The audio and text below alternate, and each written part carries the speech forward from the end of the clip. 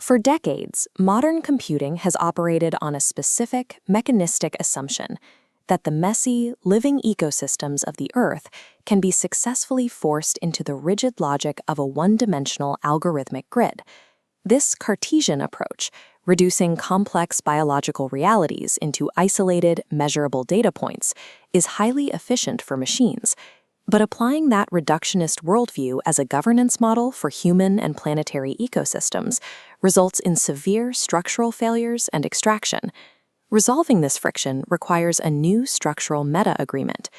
The Universal Charter was drafted to serve as the foundational legal meta-agreement for global reconciliation.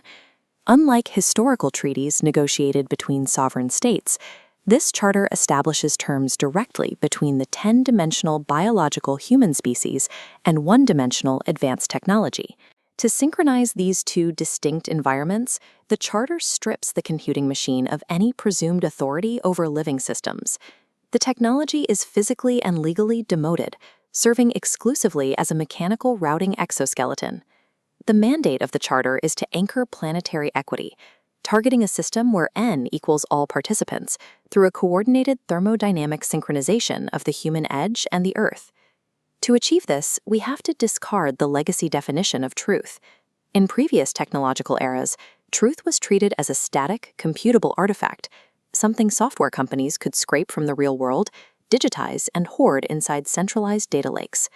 Because living ecosystems are entirely subject to entropy and physical decay, truth cannot be permanently settled. A rigid algorithmic simulation will always drift from the biological reality it tries to represent. This architecture operates on the principle of epistemic sovereignty. It treats truth as a dynamic state authenticated by the local human edge, rather than a static record held by a central authority. The global architecture is not dictated top-down. Instead, a polycentric map emerges. Localized, verified realities overlap across planetary scales, establishing a multidimensional living truth, immune to centralized override. The scientific baseline for this demotion of technology begins with researchers like Judea Pearl, who mapped the cognitive limits of computational logic. The one-dimensional exoskeleton operates completely devoid of the super-rational capacity for counterfactuals or imagination. It cannot experience meaning, which means it is structurally incapable of authoring human truth. Following the thermodynamic principles of Ilya Prigogine, truth in an autopoietic system is an active process. Knowledge is doing. It only exists in the active intersection of living systems. This diagram illustrates the 10-7-5-4-1 kinetic sequence, the prerequisite for translating biological intent into computational routing. It begins with the top two layers, the biological intent of a local population merging with the physical capacity of the Earth. That reality maps downward into the structural capability, legally bound by the sovereign shield, the local human agreements. Deterministic truth is only achieved in the instantaneous synchronization of this biological, physical, and legal sequence. We refer to the living world as the brownfield. It is an entangled environment filled with multidimensional local cultures, legacy models, and complex ecological realities. The logistical friction required to navigate this deeply entangled brownfield exceeds the biological processing limits of the human mind. Humanity requires the speed of the one-dimensional exoskeleton to process that routing. This structure represents the meso-level firewall, the SMCO socket. It preserves a sterile environment for algorithmic logic while preventing contamination of the living reality above. By default, this blind one-dimensional logic grid is mathematically held in a starved idle state. To trigger the exoskeleton, the local human network must achieve greater than 66% consensus. This swarm authentication provides the cryptographic proof required to pull the machine from its idle state into active execution. This relies on the economic theories of Elinor Ostrom, proving that complex planetary ecosystems are best managed as a fractal commons, generating intelligence strictly at the local edge.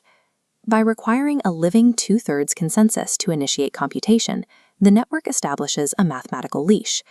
This guarantees that centralized ideological monopolies cannot capture or override the local truth. Before any technological execution is allowed to run, it must pass through the Prosperity Co-Creation Airlock, ensuring it harmonizes with the overarching framework of human survival. We visualize this harmonization through 4 co-equal sovereign load-bearing pillars: cyber, physical, sovereign, and social. The entities building this infrastructure are pioneers, managing the heavy physics of compute, silicon, energy, logistics, and capital. These pioneers are required to orchestrate their capabilities fluidly, balancing their resource execution simultaneously across all 4 pillars so that no single dimension dominates the others. This harmonization acts as an anchor. Whether deploying local climate technology or developing interplanetary exoscale expansion, human exploration remains tethered to equity. To power this architecture, we have to fix a flaw in legacy financial systems: asynchronous decay. Capital is often trapped in multi-year temporal floats, paralyzing project execution. This timeline maps a legacy financial ledger. When fragmented projects enter the maturation environment, they receive the 15-layer OSI protocol stack to map their trapped liabilities and align their entangled timelines. In Phase 1, ignition, a 1% mapping fee is assessed on the trapped float.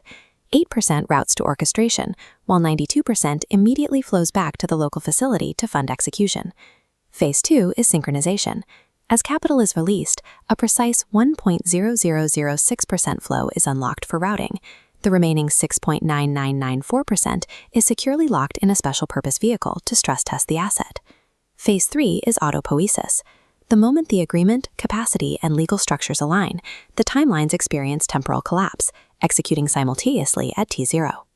At the precise moment of collapse, the final capital is transferred, and the Universal Coherence Asset, the UCA, is delivered. This asset serves as the primary digital transfer unit for the network. The UCA translates legacy fiat currency into the continuous metabolic gas required to sustain the network, keeping the architecture running without friction. This thermodynamic execution does not replace the state. The trust protects the sovereign state's right to execute its own fiat charity policies, including taxation and universal basic income.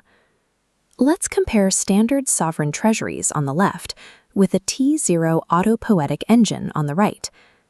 While fiat UBI often drains treasury reserves, the protocol mathematically generates universal basic coherence, or UBA. UBA functions as an earned thermodynamic yield. It prices the biological and metaphysical labor of the 10-dimensional human required to steer the one-dimensional machine. By generating true kinetic flow directly at the local edge, UBA creates an asset-backed thermodynamic bedrock. The protocol executes the ultimate "and," proving that sovereign fiat policies can operate with high real-world velocity without bankrupting the state treasury. Achieving local stability is only one part of planetary survival. The physics of deep time dictate that daily steady-state metabolism cannot fund the multi-century floats required to regenerate a destroyed physical ecosystem or protect generations yet to be born. This distribution chart maps the rolling tetradic endowment. At the moment a local ecosystem achieves autopoiesis, the trust bequeaths the thermodynamic equivalent of 42% of the pioneer yield to secure the long-term pillars. 5% flows directly to the social helix, fueling the continuous distribution of UBA and honoring the intergenerational rights of the unborn. 25% is endowed to regional capacity zones, funding the multi-century physical regeneration and protection of the ecological watershed. And 12% flows to regionalized state zones, endowing the multi-generational defense of the sovereign shield and policy execution. Crucially, this 42% allocation is governed by the Pioneer Sunset Rule. Once an ecosystem becomes self-sustaining, the founder's endowment permanently sunsets for that specific region. The catalytic orchestration yield immediately rolls forward to fund the next unmapped bleeding edge of the Earth's surface. It mathematically guarantees the kinetic velocity required to eradicate systemic extraction globally and achieve a planetary reality where n equals all.